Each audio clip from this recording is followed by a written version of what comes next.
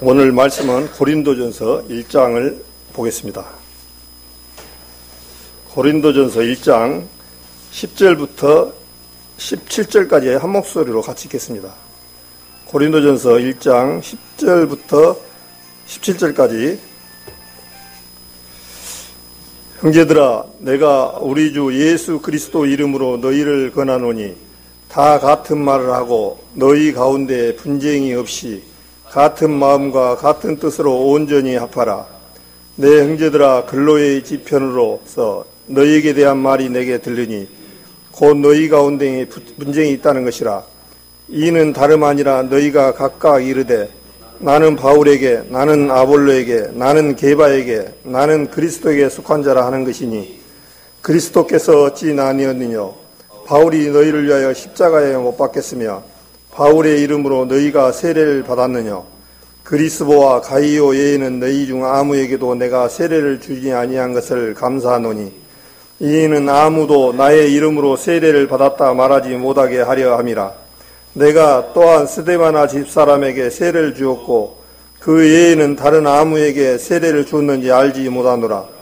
그리스도께서 나를 보내심은 세례를 주게 하려 하심이 아니요 오직 복음을 전케 하려 하심이니 말의 지혜로 하지 아니함은 그리스도의 십자가가 헛되지 아니하려 함이라.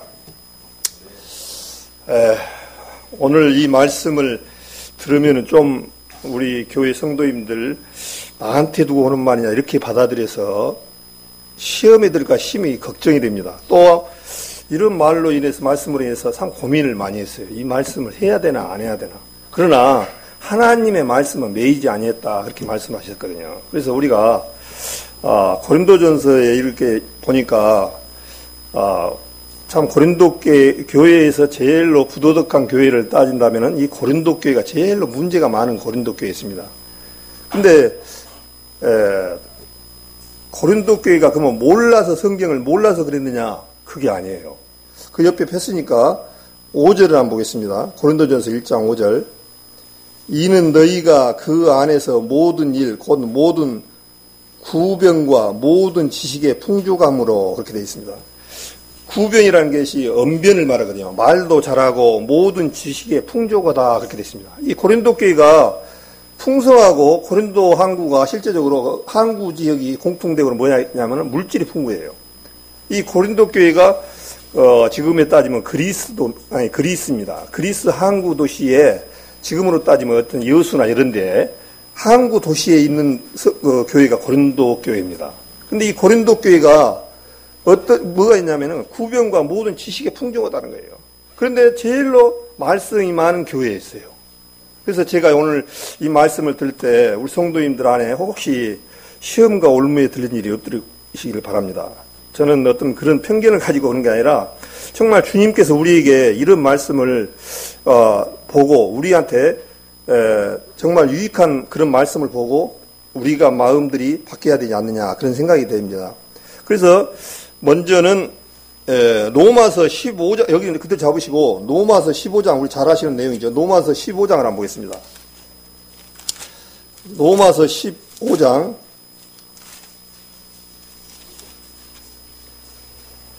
로마서 15장 4절을 같이 한 목소리로 읽겠습니다. 우리 잘 아시는 내용이죠. 로마서 15장 4절. 무엇이든지 전에 기록한 바는 우리의 교훈을 위하여 기록된 것이니 우리로 하여금 인내로 또는 성경이 아니로 소망을 가지게 하여 함이니라. 자, 무엇이든지 기록한 바는 고린도 교회가 어리지럽고 어려운 말씀들을 성경에다 이 공간을 많이 차지해 가지고 써놨을까 그런 생각을 한번 해봐야 됩니다. 그냥 주님이 맥없이 써놨겠습니까? 근데 여기 정의 보니까 무엇인지 전에 기록한 바는 우리의 교훈을 위하여 기록됐다는 거예요. 우리의 교훈을 위해서 기록을 해놨다는 거예요. 이것을 보고 우리는 그런 부분들을 피해가야 된다는 얘기예요. 그래서 우리로 하여금 인내로 또는 성경 아니로 소망을 가지게 함이니라 이렇게 되어 있습니다. 그런데 이 말씀을 우리로 하여금 인내로 또는 성경 아니로 소망을 가지게 함이니라 하니까 말씀이 조금 어렵죠. 이 말씀의 뜻이 사실은 딱 얼러. 근데 이거를 김제니스에서 제가 찾아봐가지고 보니까 뭐라고 되어 있냐니까요. 똑같은 말씀입니다. 무엇이든지 전에 기록한 것은 우리의 배움을 위하여 기록되었으니 이것은 우리가 성경 기록들이 주는 인내와 유로를 통해 소망을 가지게 하려 함이니라. 그러니까 조금 더 이해하기 쉽죠. 예? 킴제임스에서 말씀을 한 것이 더 얼러 이해가기 쉽죠. 우리의 배움을 위하여 기록되었습니다. 더 압축되어 있죠. 지금 우리 무엇이든 전에 기록하면 우리의 교훈을 위하여 기록된 것이니 이것보다 킴제임스 성경 말씀은 배움을 기록되어 있으니까 성경을 통해서 배운다는 거죠. 이게 더 가까이 돼 있더라고요. 그래서 그 고린도 교회가 이 교회 안에 어지러움이 이렇게 있었던 그런 부분들을 봅니다. 그런데 이제 제가 읽어보니까 10절부터 형제들아 내가 우리 주 예수 그리스도의 이름으로 너희를 권하노니 다 같은 말을 하고 너희 가운데에 분쟁이 없이 같은 마음과 같은 뜻으로 온전히 합하라 그렇게 되어 있습니다. 그러면서 내 형제들아 근로의 지편으로 너희에게 대한 말이 내게 들리니 곧 너희 가운데 분쟁이 있다는 것이라 그렇게 되어 있습니다. 그래서 근로회라는 이 형제를 통해서 이 여성을 통해서 근로회라는 뜻이 어린 풀이라는 뜻이더라고요. 그래서 에베소 교회가 그 당시 머물고 사도 바울이 있었는데 이 근로회 지편으로 고린도 교회 성도들 간에 분쟁이 있다는 것이 들린 거예요. 사도 바울 안에. 그래서 이제 사도 바울이 지금 고린도 교회에 있는데 여기서 보니까 같은 말을 하고 너희 가운데 분쟁이 없이 같은 마음과 같은 뜻으로 온전히 합하라 그렇게 말씀이 있습니다. 근데 이 다툼이 있던 내용들이 무엇이냐니까 다름이 아니라 12절에 너희가 각각 이르되 나는 바울에게 나는 아볼로에게 나는 게바에게 나는 그리스도에게 속한 자라는 것이니 그렇게 되어 있습니다. 이 고린도 교회 안에 바울에게 나는 속해 있고 바울을 따르는 사람이 있었고 나는 아볼로에게 나는 게바에게 나는 그리스도에게 쫓아서 따랐던 사람들이 지금 모형이 이렇게 나와 있습니다. 근데 이렇게 보니까 왜 그러냐니까 바울이나 아볼로나 게바나 이런 사람들이 공통점이 거기서 사역을 하고 말씀을 가르쳤다는 거예요. 그러니까 이게 사람들이 말씀에 거기서 있으면 그거하고 이렇게 가까워지고 있거든요. 근데 그렇게 할 수도 있어요, 우리가. 근데 여기서 주님께서 뭐냐면 이제 다 얘기를 하지만 정말 우리 안에는 우리는 각각 몸의 분량, 지체에 불과하거든요. 우리의 머리는 누구냐니까 그리스도입니다.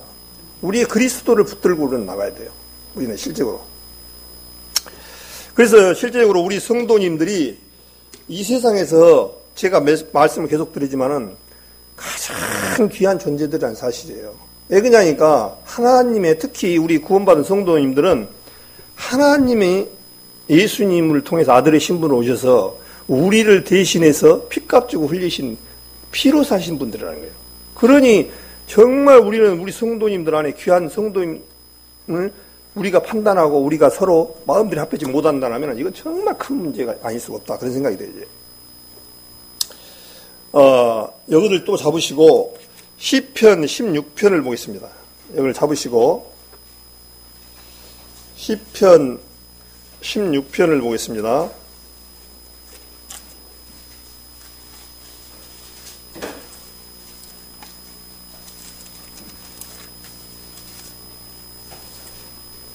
시편 16편 3절 같이 한 목소리로 읽겠습니다. 땅에 있는 성도는 존귀한 자니 나의 모든 즐거움이 저희에게 있도다. 그렇게 말씀했습니다. 땅에 있는 성도는 존귀하다는 거예요. 그냥 귀한 정도가 아니라 존귀한다는 거예요. 존귀. 아주 존귀한 자니 나의 모든 즐거움이 저에게 있도다. 하나님은요, 이 세상에서 구원받은 성도들 안에밖에 관심이 없어요. 이 세상에 돈, 명예, 어떤 세상에 좋은 것도 하나님께서는 금도 주님 천국에 가면은 아스팔트 포장용에 불과합니다. 근데 주님은 누구에 관심이냐니까요? 우리 구원받은 성도들 안에만 관심이 있어요. 얼마나 그냥. 그러면서 시편 49편에도 보면 존귀에 처하나 깨닫지 못하는 자는 멸망하는 짐승과 같다 말씀했어요. 존귀에 처해요. 사람같이 이렇게 존귀한 게 없어요. 하나님 형상으로 만드는 존재이기 때문에 하나님은 우리 사람만치 귀중한 거 없는 거예요. 그래서 우리 사람 보고 만물의 영장이라고 하잖아요. 만물 중에서 영적 존재는 하나님밖에, 아니, 사람밖에 없다는 거예요. 네? 그래서 우리 사람을 가장 귀하게 여기고 이 세상 천하보다 모든 것에도 우리 사람하고는 바꿀 수 없는 죄예요. 그래서 우리 사람을, 그런데 우리가 하나님을 만든 사람을 이 세상에 어떻습니까? 얼마나 악합니까? 사람 죽이는 것을 우습게 생각하고 그것이 얼마나 큰 죄악이에요. 그러니까 이 사단은 갈수록 주님 오시려면 오실수록 가까이 올수록 어떤 일이 일어나니까 하나님을 대적하는 일과 하나님으로 만들어진 우리 하나님의 형상을 쫓아 만든 사람을 값없이 그냥 사람들을 죽이고 살인하고 못쓰게 여기고 사랑이 결국 이렇게 멀어지는 그런 장면이 나옵니다. 오늘 우리 뉴스 다 아시고 너무 놀랬잖아요. 사실 대한민국에서 이렇게 5.3가 지진이 일어나가지고 지금 우리나라는 지진 안전지대라 해가지고 우리나라는 지진으로부터 정말 아무 문제도 없고 살아가는 나라라고 생각을 했습니다. 그런데 5.4라고 그러는데 좀 뉴스를 잠깐 보니까 우리 보셔서 아시겠지만 포항이 안전이 그냥 굉장히 피해가 심하더라고요. 이제 사람이 죽고 그런 거 피한 것이 아니라 건물이라는 게 한번 흔들어가지고 이렇게 기울거나 그러면 다시 그 안전도사 때문에 다시 부숴서 만들거나 어떻게 해야 돼요? 그 돈이 엄청나게 돼요. 예를 들어서 집 한 칸 가지고 있는 사람이 집이 무너져가지고 그렇게 보고서 온다면 얼마나 어렵겠습니까? 한번 우리 사람들은 그래요. 얼마나 우리 사람들이 간사하냐면요. 상대방 암이 걸렸어도 내 감기가 더 중요해요. 내 감기 들면 내 감기가 커. 근데 감기는 2, 3일이면 낫잖아요. 근데 상대방은 지금 암이 걸려갖고 죽어가는데 그 사람보다 내 감기가 더 죽는 거예요. 그러니까 사람이 얼마만큼 내 중심인지 몰라요. 내 중심. 나만 배만 부르면 괜찮고 나만 문제가 없으면 괜찮고 이런 심리적으로 굉장히 많이 보입니다. 그러나 우리는 대한민국이라는 이 틀 안에서 정말 전부 따지고 보면 전부 다 하나님 앞에 구원을 못 받았을 뿐이지 정말 귀한 존재들이고 다 그렇습니다. 근데 이제 그 지진으로 인해서 지금 대한민국도 상당히 어려운 시기에 이렇게 접어들어가지 않느냐 그렇게 됩니다. 또한 이란도 지금 지진으로 인해서 700명이나 죽고 7점 몇인가도 지금 이렇게 들어간 거 보면 참 주님이 말씀하셨죠. 때가 되면은 내가 처체의 지진과 기근과 온역이 있으라고 말씀하신 것처럼 갈수록 지진과 이런 것들이 많이 일어날 겁니다. 또 갈수록 사랑이 식어진다고 그랬습니다.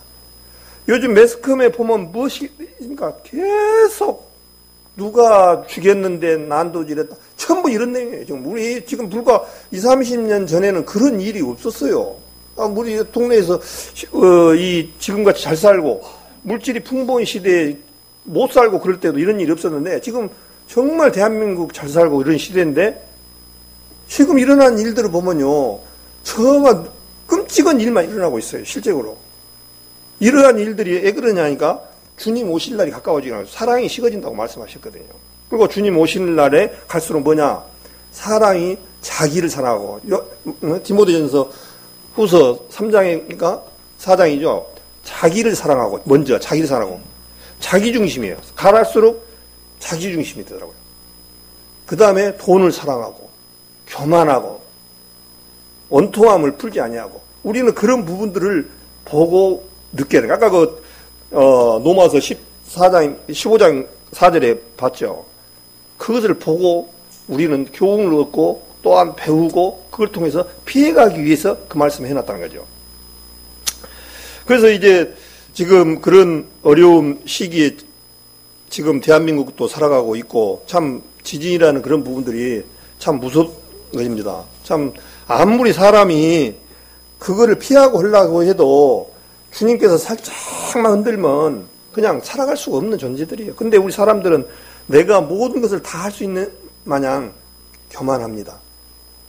정말 지금 갈수록 바벨탑을 쌓는데 이 세상에 바벨탑이 뭐겠습니까? 하나님을 등지는 일이 바벨탑이거든요. 계속 하나님 하는데 역행. 우리나라에서 그렇게 이 정말 유교 나라 참 유교 사상을 배웠던 민족들이 동성연애를 합법화를 시켜주지 않는가? 하나님보다는 우상을 섬기는 일에 하고 이렇게 자꾸 그렇게 변해가는 것들이 보면은 참 안타까워요. 정말 하나님 앞에 우리가 정말 정신을 차리지 않고 간다면은 갈수록 정말 살기 어려운 그런 시대에 접어들지 않느냐 그런 생각을 합니다. 그래서 이 고린도 교회도 마찬가지로요. 이 교회 안에 다툼이 지금 얘기합니다. 그러면서 13절에 그리스도께서 어찌 나뉘었느냐? 바울이 너희를 위하여 십자가에 못 박혔으며 바울의 이름으로 너희가 세례를 받았느냐? 그리스보와 가이오 외에는 너희 중 아무에도 내가 세례를 주지 아니한 것을 감사하노니 이는 아무도 나의 이름으로 세례를 받았다 말하지 못하게 하려 함이라. 내가 또한 스데바나 집사람에게 세례를 주었고 그 외에는 다른 아무에게 세례를 주었는지 알지 못하노라. 그렇게 되어 있습니다. 이제 우리 세상 사람들이 여기서 보니까 나는 바울한테 세례를 받았다. 누구한테 했다 하면 사람들이 굉장히 거기에 이렇게 기울리게 되어 있거든요. 그래서 사도 바울은 굉장히 조심성 있게 그리스보와 가이오 외에는 너희에게 중 아무도 내가 세례를 주지 아니었다. 그렇게 됐습니다.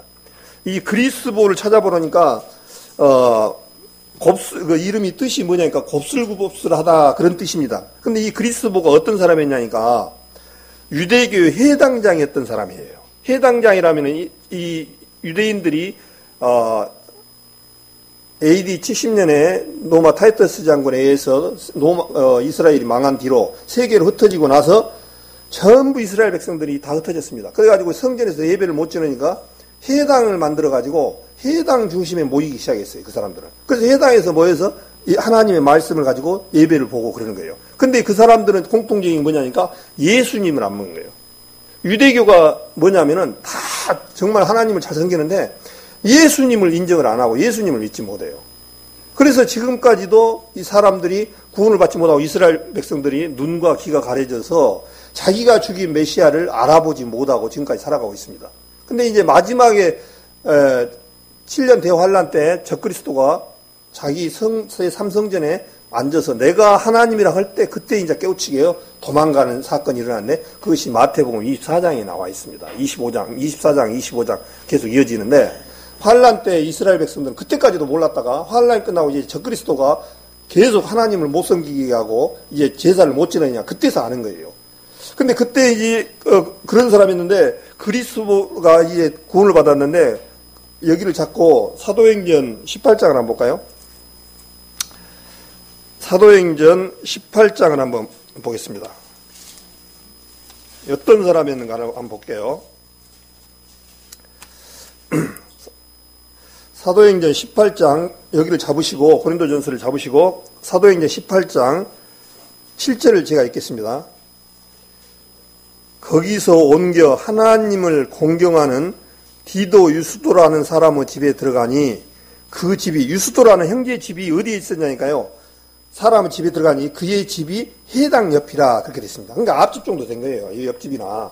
해당의 옆에 누가 있었냐니까 유스도라는 집이 형제 집이 있었어요. 근데 옆에서 하나님의 말씀 사도 바울이 말씀을 듣고 이 그리스보가 구원을 받았어요. 또 해당장 그리스보가 온 집으로 더불어 주를 믿으며 수다한 고린도 사람도 듣고 믿어 세례를 받더라 그렇게 되어 있습니다. 이 그리스보가 유대교를 믿던 해당장이면 해당행 중심에 지금으로 따지면 우리로 따지면 목사님 정도 되죠. 해당장이 유대교를 믿는 사람이 예수를 사도 바울처럼 죽이고 잡아다가 하는 사람인데 이 사람이 구원을 받았어요. 그게 쉬운 일이겠습니까? 그것도 유대교에서 해당장 제일 믿음 좋고 성경을 또 많이 안다라고 하는 사람이에요. 근데 이 사람이 구원을 받았는데 받고 나서 누구한테 세례를 받았냐니까 사도 바울인 거예요. 그래서 여기서 나오는 그리스보와 그렇게 나왔습니다. 그러면서 가이오 외에는 너희에게 중 아무에도 내가 세례를 주지 않은 것을 감사하노니 그렇게 되어 있습니다. 이 가이오를 찾아보니까 한번 찾아보겠습니다. 사도행전 19장 하나 보겠습니다.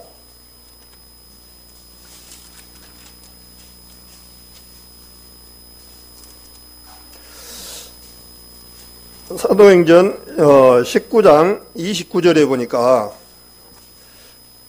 온 성이 일어나여 바울과 같이 다니는 마게도니아 사람 가이오와 아리스다고를 잡아가지고 일제히 영장으로 달려 들어가는지라 그랬습니다.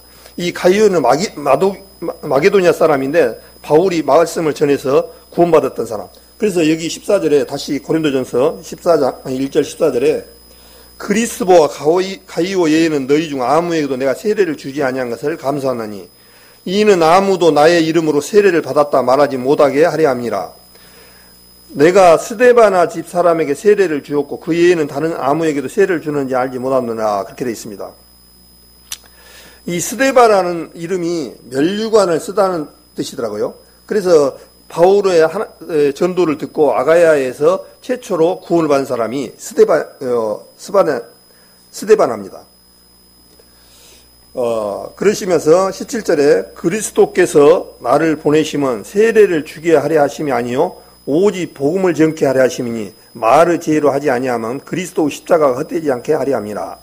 그래서 여기서 보니까 세례가 굉장히 많이 영향이 잡아져 있습니다. 그리스도와 가이오, 스데바나 이런 사람 외에는 내가 세례를 준 일이 없다라고 말씀을 하셔서 이 세상 사람이 특히 가톨릭 같은 경우에는 나는 세례명이 누구고 세례를 받은 것을 굉장히 크게 여깁니다. 근데 세례가 뭡니까?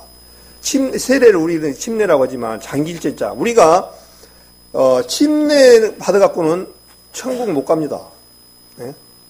침례 받고 천국 같으면 그냥 물속에 찬물 잠겼다 다 나오죠. 근데 이거는 세상 사람들과 같아 나는 이제 이방 사람으로부터 하나님의 백성이 됐다라고 선포하는 선포식이 하나에 불과합니다. 그래서 주님께서 여기 뭐냐면 오직 복음을 전케 하려 하심이니 그렇게 되어 있습니다. 그래서 우리가 전하는 이 모든 것들은 복음을 전케 하는 것이 목적이고 그것이 크다는 거죠. 그래서 이 말씀을 하시다가 주님께서 3장에 또 들어서 얘기를 합니다. 고린도전서 3장을 한 장 넘겨져가지고 3장을 보겠습니다. 3장 1절부터 제가 읽겠습니다.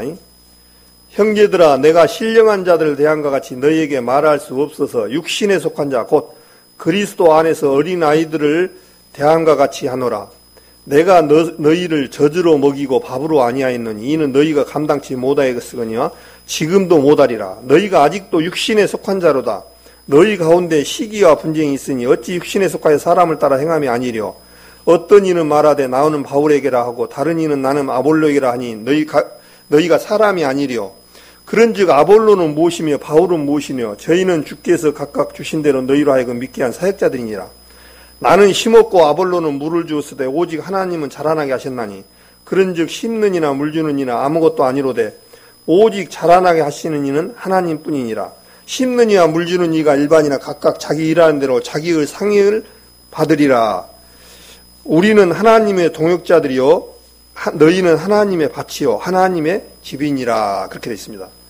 그래서 3절 1절에 신령한 자들, 이 고린도 교회 지금 뭐라 하냐면 형제들아 내가 너희를 신령한 자들 대함과 같이 너희에게 말할 수 없어서 육신에 속한 자, 곧 그리스도 안에서 어린아이들을 대함과 같이 하노라. 그렇게 됐습니다. 신령한 자들을 대함과 같이 해야 되는데 육신에 속한 자 같이 너희들을 대한다는 거예요.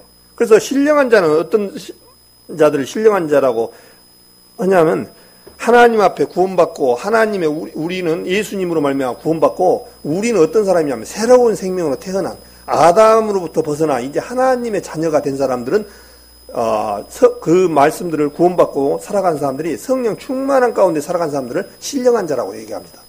근데 이 지금 3장 1절에 어린아이들 같아서 육신에 속한 자 그렇게 해서 구원 못 받은 사람들이냐 이렇게 생각하면 안 됩니다. 여기에 지금 고린도 교회에 나온 사람들은 전부 구원을 받은 사람들이야. 구원받은 형제님들 안에 신령한 자들과 육신에 속한 자 두 모습으로 지금 사도 바울이 얘기를 하고 있어요. 그래서 육신에 속한 자 그리스도 안에서 어린 아이들을 대함같이 한다 그렇게 됐습니다. 그래서 육신에 속한 자라는 것은 어떤 얘기냐면 어린 아이들을 얘기한다 그 얘기입니다. 성경 안에는 신앙 안에서 자라감을 얘기를 합니다. 에베소서 말씀해 보면은 그래서 우리 구원받은 성도님들은 우리가 구원받은 걸로 다 끝난 것이 아니라 자라가야 돼요. 자라가야 돼요. 성장이 되어져야 돼요.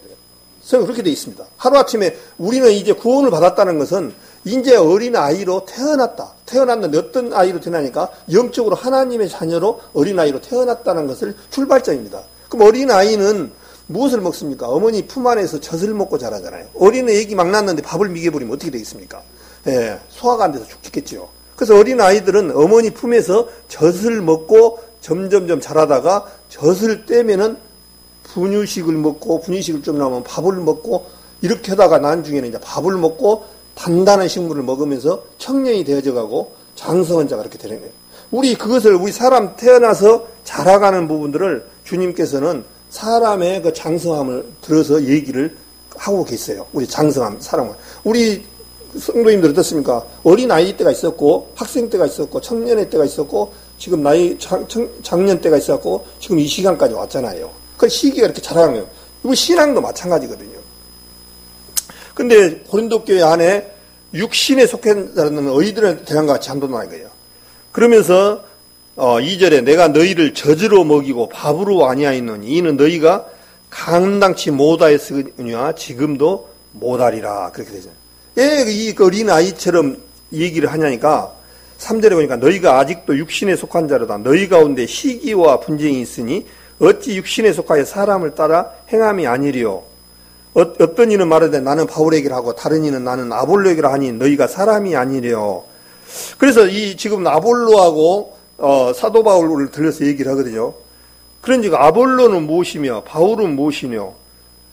주께서 각각 주신 대로 너희로 믿게 한 사역자들이니 나는 심었고 아볼로는 물을 주었으되 오직 하나님은 자라게 하심이라.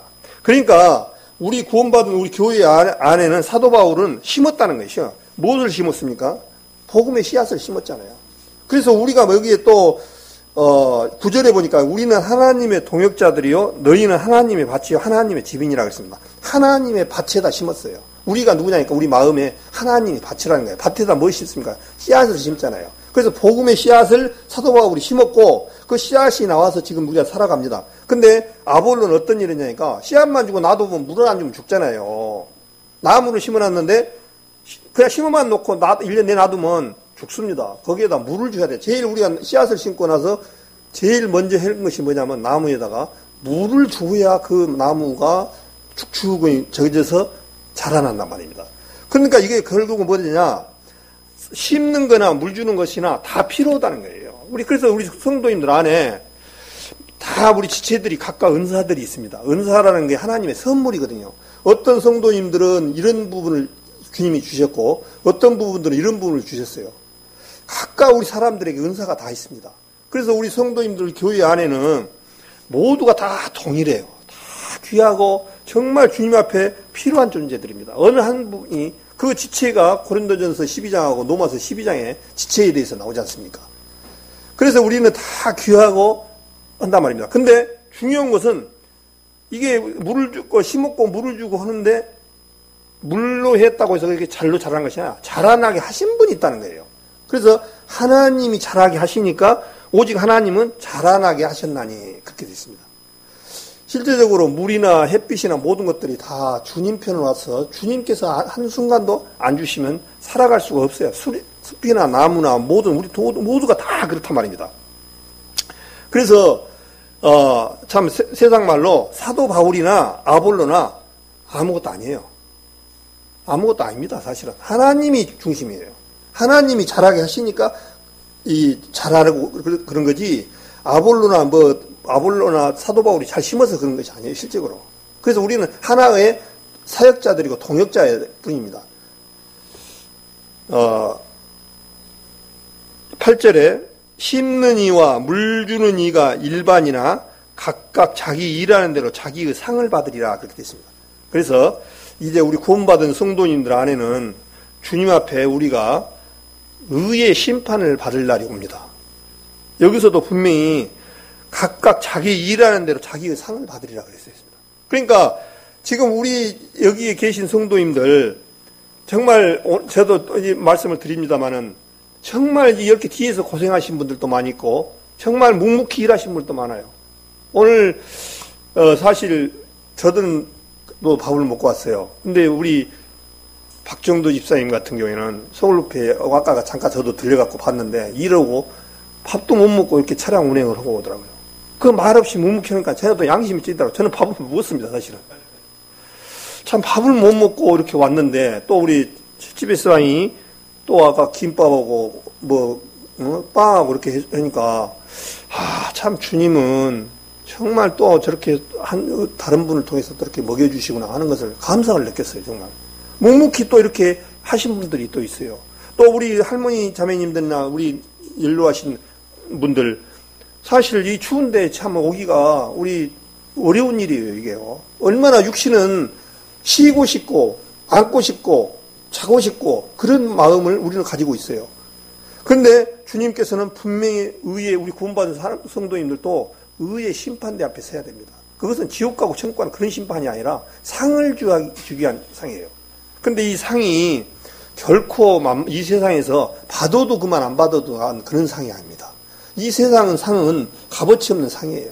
그런데 주님께서 주시는 상은 정말 영어 성경에는 테러라고 하셨대요. 테러 아니 무서운 상이라는 거예요. 무서운 상. 그냥 주님이 주시는 상은 이런 시시한 상이 아닙니다. 그러면서 9절에 우리는 하나님의 동역자들이요 너희는 하나님의 밭이요 하나님의 지핀이라 그랬습니다. 우리 구원받은 성도님들은 하나님 앞에 성전입니다. 성전. 우리 안에 성전으로 와 계셔서 구원받은 안에 받는 순간 누가 오시냐니까 성령이 오셔서 세상 끝날까지 주님께서 함께 하신다고 그러는 거예요. 그래서 우리 안에 성령께서 이제 오셔서 살아가니까 우리 마음들이 굉장히 예민해 갖고 있습니다. 그 얘기 뭔 얘기냐면 하나님 구원받기 전에는 어떻게 살아도 잘 몰랐어요. 근데 우리 안에 성령이 오시니까 이제 우리 마음 가운데 예리하게 나를 복종시켜줘요. 예리하게 하나님의 말씀으로 우리를 일깨워 주셔요.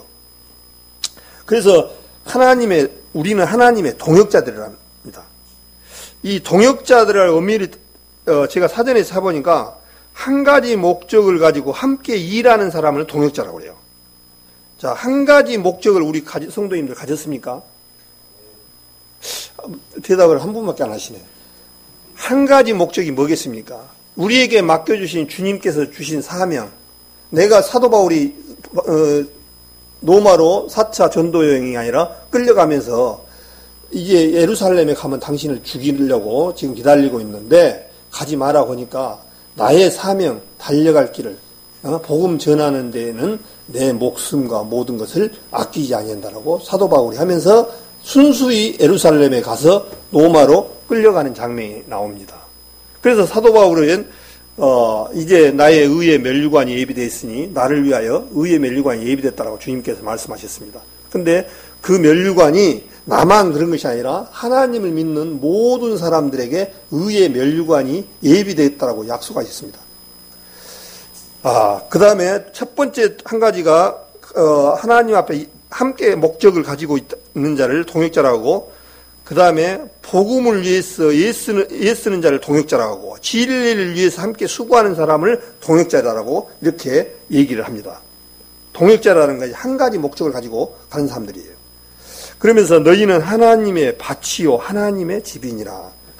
우리 지금 실제로 이 몸된 하나님의 교회가 우리 구원받은 성도들이 빠져버리면 여기는 집이 아니에요. 여기는 하나의 예배당에 불과하고 아무 의미가 없습니다. 구원받은 성도님들이 집이라는 사실이에요.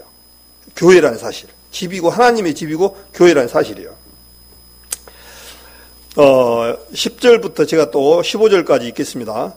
내게 주신 하나님의 은혜를 따라 내가 지혜로운 건축자와 같이 터를 닦아두매 다른 이가 그 위에 세우나 그러나 각각 어떻게 그 위에 세우기를 조심할지니라. 이 닦아둔 것에 능히 다른 터를 닦아둘 자가 없으니 이 터는 곧 예수 그리스도라. 만일 누구든지 금이나 은이나 보석이나 나무나 풀이나 집으로 이 터 위에 세우면 각각 공력이 나타날 터인데 그날이 공력을 밝히리니 이는 불로 나타내고 그 불이 각 사람의 공력이 어떠한 것을 시험할 것임이니라. 만일 누구든지 그 위에 세운 공력이 그대로 있으면 상을 받고 누구든지 공력이 불타면 해를 받으리니 그러나 자기는 구원을 얻되 불 가운데서 얻은 것 같으리라. 그렇게 말씀을 하셨습니다. 주님께서 털을 닦아놨답니다. 어떤 이 털을 닦아놨어요. 우리 집을 지으려면 뭐가 필요하죠? 터가 필요합니다. 제일 터 닦기를 먼저 해야 돼요. 우리 집을 지고 건물을 지으려면은 털을 안 닦고는 이 건물이 올라갈 수가 없어요. 근데 이 털을 닦고 털을 지우기 위해서 하는데 이 터가 누구냐니까 예수님이라는 거예요. 이 11절에 이 닦아둔 곳에 능히 다른 터를 닦아둘 적 없으니 이 터는 예수 그리스도라. 그래서 우리 구원받은 성도님들은 예수 그리스도 위에 터 위에 그래서 주님께서 모퉁이에 모퉁이 돌이 됐다라고 말씀을 하셨습니다. 그래서 이제 모퉁이 집을 지으려면은 그냥 터 위에다 그냥 지어버리면 안 돼요. 모퉁이 돌에다 집을 지어. 우리 옛날 시골에 나무로 집 지을 때는 집 모퉁이 돌이 다 있잖아요. 아무데나 못 올립니다. 이게 그냥 올리면 집 무너져요. 먼저 기초돌이 들어가야 합니다. 그 기초돌이 누구냐니까 예수님이 아니에요. 그래서 예수님 기초돌 안에 그 위에 사도와 선지자들과 그 위에 성도들이 지어져 가고 있는데, 지금 하나님의 몸된 교회가 지금 지어져 끝이 난 것이 아니라 지어져 가고 있습니다. 근데 거의 다 이제 지어져 가 있어요, 지금. 거의 이제 벽돌 한 장 아니면 두 장, 세상 말로 말하면 마지막 논 순간 이 세상 끝이 납니다. 이방인의 수가 다 차면은 순간 마지막 벽돌 한 장을 딱 놓으면은 집이 완성되면 이제 주님 오시는데 어떻게 되냐면, 우리 지금 이 시대에 오늘 저녁에 오시면은 먼저 호령과 천사장의 말로 우리가 그리스도 안에서 이제 들려 올려가는 그야말로 그런 사건이 일어납니다. 근데 이걸 하나의 이야기거리로 알고 있으니까 이게 큰 문제예요. 또 많은 사람들이 하나님의 말씀을 번개를 하고 하나님의 말씀을 부도를 많이 내버렸죠. 그러다 보니까 이런 얘기를 해도 우리 구원받는 사람들조차도 진짜 그럴까 이렇게 생각해요. 그런데 정말 우리는 담대히 말할 수 있는 것은, 하나님이 그렇다 하시면은 내 생각과 모든 것들이 틀리더라도 아멘하고 머리를 숙이는 것이 최고 현명한 거예요. 다른 게 없어요. 내 생각은요 아주 적어요. 내 생각은 정말 값어치 없어요. 내 생각은 정말 확실히 보장이 안 돼요. 여기를 잡으시고 야고보서 봅니까? 야고보서 한번 볼까요? 야고보서에 보니까요,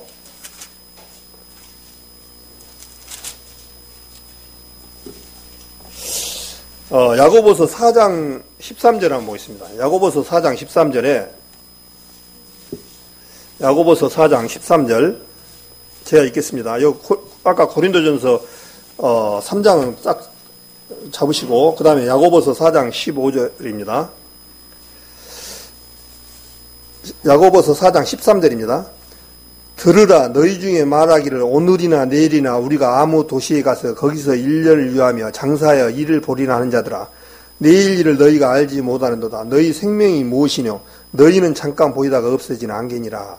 너무너무 성경을 많이 많이 봤던 일이에요. 내일 일을 너희가 알지 못하는 너희 생명이 무엇이냐? 너희는 잠깐 보이다가 없어지는 안개라는 거예요. 우리 인생은 잠깐 보이다가 없어지는 안개라는 거예요.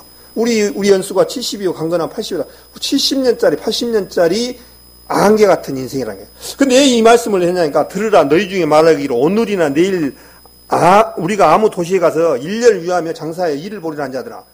그 당시 이제 사도 바울이 이 야고보서를 쓸 당시에 교회 안에 성도들 안에 이제 장사를 해갖고 돈을 번 성도들이 많았습니다. 그러니까 많은 사람들이 뭐냐면, 나도 장사해서 돈을 좀 벌고 계획을 이 세상에서 멋지게 한번 집을 지어놓고 멋지게 살아보자 하고 하는 사람들이 많은 거예요. 그래서 지금 이렇게 사도 바울이, 야고보가 지금 얘기하는 거예요.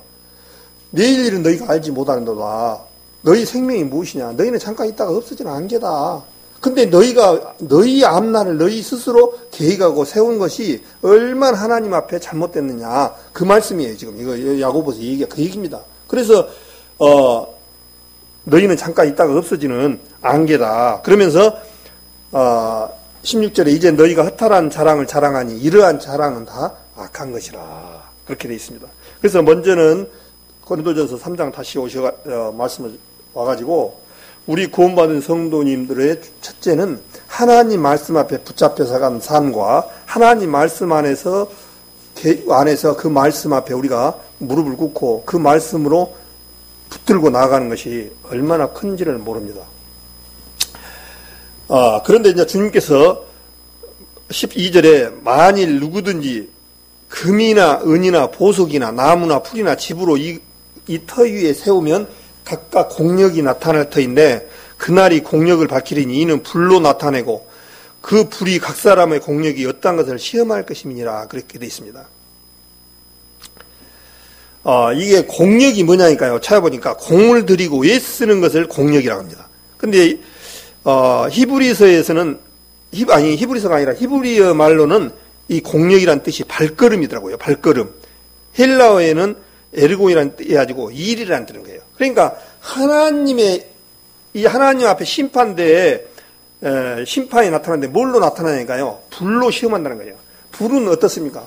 이 세상 모든 것을 다 태워버리는 거잖아요. 그런데 여기서 12절에 보니까 금과 은과 보석과 나무와 풀과 칩이 6가지가 나와요. 이 종류가. 근데 금은 무엇을 의미하냐고 보니까 하나님의 신성을 의미합니다. 은은 그리스도의 구속을 의미하고 보석은 성령님의 변화를 역사를 얘기합니다. 그러니까 금과 은은 보석은 타지 않는 것을 말하는 거예요. 예수님으로 말미암아 이 세상에 남는 것은 무엇만 남냐니까 하나님으로부터 만들어지고 하나님 것만 남는 거예요. 이 세상에. 불로 모든 것이 다 살라지는데 이 세상에 하나님 것만 남는 거예요. 하나님 앞에. 우리 다니엘서를 보면 다니엘이 이제 다니엘과 새 친구들이 하나님의 말씀을 이제 다니엘과 새 친구들을 잡아넣으려고 이제 신상도 만들어 가지고 거기다 경배하고 경배 안 하면 잡아다가 씌우고 그랬을 때 이 끝까지 거부하고 불 속에 잡혀가는 그런 장면이 나옵니다. 다니엘서를 보면. 근데 그 세 사람이 들어갔는데 4사람이 불 속에서 걸어다니는 거예요.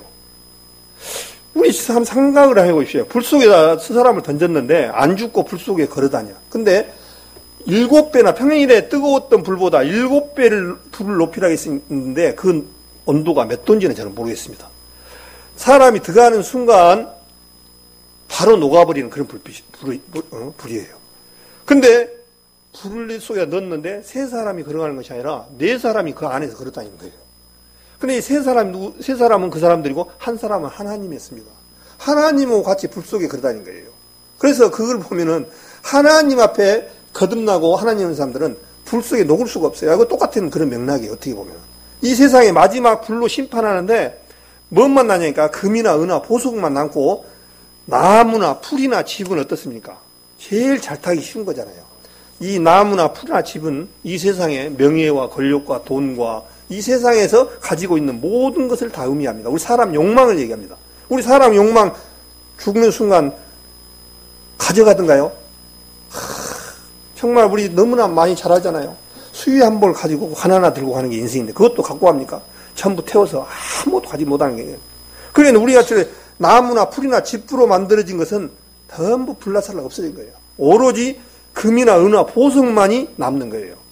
그래서 그날에 공력이 나타날 때인데 그날이 공력이 밝히리니 이는 불로 나타내고 그 불이 각 사람의 공력이 어떠한 것을 시험할 것임이니라 그렇게 되어 있습니다. 만일 누구든지 그 위에 세운 공력이 그대로 있으면 상을 받고 누구든지 공력이 불타면 해를 받으리니 그러나 자기는 구원을 얻되 불 가운데 선 같으리라. 우리가 구원받은 성도님들이 구원은 받아서 지옥은 안 갑니다. 우리 구원받은 성도님들은 남기 때문에 하나님으로부터 맺어진 것은 절대 불로 안 살라지고 있기 때문에 지옥은 안 가요. 근데 뭐냐니까 누구든지 공력이 불타면 해를 받으리니 그랬습니다. 그래서 구원을 받기는 받는데 불 가운데 선 것 같으리라. 마지막에 갔는데 주님 앞에 섰는데 자기 구원받은 거 요거 하나밖에 없는 거예요. 우리 달란트 비유 나오지 않습니까? 10달란트, 5달란트, 2달란트, 1달란트 다 나눠줬는데 5달란트라는 사람은 장사해서 10달란트를 남겼고 2달란트는 사람은 2달란트를 남겨서 주님 앞에 청전했는데 1달란트 받은 사람은 하나님이 무섭고 그런 사람이라 엄한 사람이라 싸움해가지고 깊이 감춰놨다는 거예요. 그게 뭔 얘기가 있습니까? 우리 구원받은 거 하나 다 감춰놓은 거예요. 그래서 하나님 앞에 책망을 듣는 그런 모습이 보이지 않습니까? 그래서 주님 앞에 우리 구원받은 성도님들이 그냥 구원받은 것으로 중요한 것이 아니라 하나님 앞에 상급 있고 징계가 있다는 사실을 알아야 돼요. 오늘 3장 10절부터 이 말씀들은 수없이 많이 들었습니다만은 금이나 은이나 보석 같은 우리 이런 모습으로 남겨져야지 나무나 풀이나 짚으로 이 터 위에 세우면은 값어치 없다는 거죠. 그래서 오늘 벌써 1시간이 돼버렸습니다. 오늘 반도 못하고 그랬는데 제가 이제 오늘 저녁에 말씀을 드린 것은 정말 혹시 우리 성도님들 안에 마음이 불편해서 나를 두고 오는 얘기인가 그렇게 받아들이지 마시고 정말 우리 성도님들 아까 시편 16편에 말한 것처럼 땅에 있는 성도들은 존귀한 자니 나의 즐거움이 저에게 있다라고 주님께서 말씀하셔서 우리 구원받은 성도님들은 너무너무 귀하고 한 성도들이라는 사실을 인정하고 정말 귀하게 여기고 그런 삶으로 나가야 되지 않느냐 그런 생각을 해봅니다. 정말 이제 얼마나 우리가 주님 오시는 날까지 얼마나 남지는 알지는 못하지만은 주님 오시는 날까지 우리 안에 살아있을 때 오면은 축복이고 그렇지 않아도 오늘 누가복음 23장에 말한 것처럼 강도와 예수님이 잡혔을 때 한 강도는 당신이 참 하나님 아들이면 내려와 봐라. 그렇게 예수님을 핍박했던 사람이 있고 한 사람은 주여 당신의 나라에 임하실 때 나를 생각하소서. 그렇게 주님께서 오늘 네가 나와 함께 낙원이 있으라고 해서 한 강도는 천국을 갔고 한 강도는 지옥에 가는 그런 장면이 나옵니다. 그래서 이 한 강도의 모습은 뭐였습니까? 당신이 하나님의 아들이면 내려와 봐라. 살아봐라. 그 말은 만약에 그때 예수님이 내려와 봤으면 큰일 나죠. 예수님이 십자가상에서 오신 목적이 이 세상 많은 사람들에게 대속물로 오셔서 이 세상 사람들의 죄를 갚기 위해서 오셨는데 마귀 사단은 그렇게 교만해요. 내려와 버려라. 이런 식이죠. 완전히. 근데 주님은 끝까지 참으시고 정말 온갖 수모를 다 참으시고 십자가상에서 주님께서 죽기까지 복종하셨다. 그렇게 말씀하셨습니다. 그래서 이제 예수님이 그분이 하나님이다라는 것을 알고 살아가는 것이 얼마나 큰지 모릅니다. 정말 이 많은 이 세상 사람들, 유대교는 하나님을 그렇게 열심히 섬겼던 민족들 아닙니까? 선민 아닙니까? 선택한 민족, 유대인들은. 유대인의 나음이 무엇이냐? 할례의 유익함이 뭐냐? 저희가 하나님의 말씀을 맡았습니다. 하나님의 말씀을 맡은 그야말로 유대한 민족, 이스라엘 백성들이 지금 이 순간까지도 예수님이 메시아인지를 모르고 목수의 아들로 바라보고 있는 거예요. 참, 얼마나 우리는 근데 이러한 것을 유대인들도 알지 못한 것을 우리는 알고 있지 않습니까? 얼마나. 그래서 창세기 3장 15절은 여자의 후손은 네 머리를 상하게 한다고 해서 여자의 후손으로 오실 분이 창세기 기록에 해놨다는 사실이에요. 얼마나 기가 막힌 겁니까, 완전히. 그 다음에 이사야서는 예수님 오시기 전에 700년 전에 이사야서를 통해서